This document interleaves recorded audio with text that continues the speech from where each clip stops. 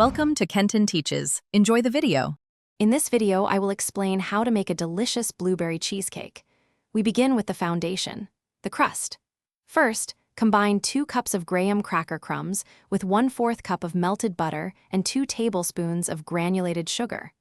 Press this mixture firmly into the bottom of a 9-inch springform pan. Then, bake the crust at 325 degrees Fahrenheit for about 10 minutes to set it perfectly. Next, let's create the rich, creamy filling.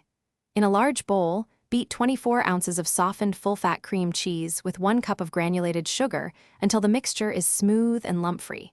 Then, gently fold in 1/2 cup of sour cream and 1 teaspoon of pure vanilla extract.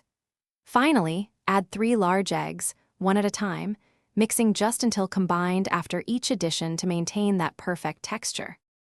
Now for the star of our show, the luscious blueberry topping. In a saucepan, combine 2 cups of fresh or frozen blueberries, 1/3 cup of granulated sugar, 1/4 cup of water, and 1 tablespoon of fresh lemon juice.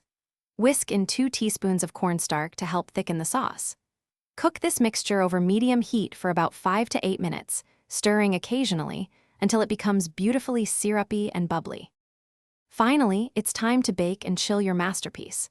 Pour the creamy filling into your prepared crust. Bake at 325 degrees Fahrenheit for 60 to 75 minutes until the edges are set and the center has a slight wobble. Allow the cheesecake to cool gradually in the oven with the door ajar, then at room temperature.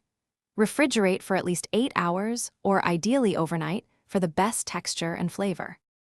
Thanks for watching. Please subscribe if this video was helpful.